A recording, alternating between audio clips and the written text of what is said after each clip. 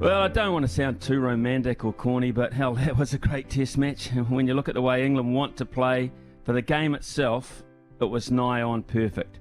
5 days are designed for dominance, counter-punching, ebbs and flows, and a close, dramatic finish, bringing all skills and variables into the game.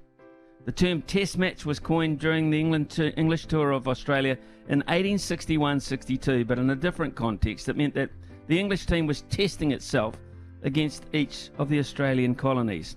161 years later, they are testing themselves against the world in an entirely different style. First official test was played 1877, 145 years ago. Not a hell of a lot of them have possessed more drama than the good old Basin Reserve fronted up with yesterday.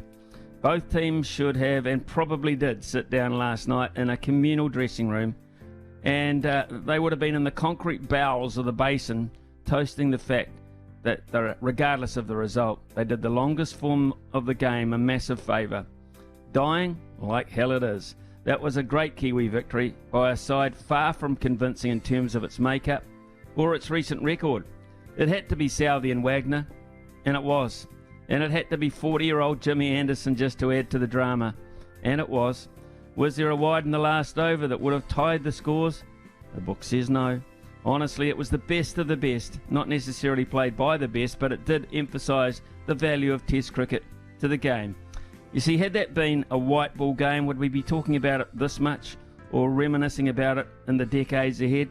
No, we wouldn't. Well, not unless, of course, it was a World Cup final. Long live Test cricket. It's a beautiful, beautiful thing.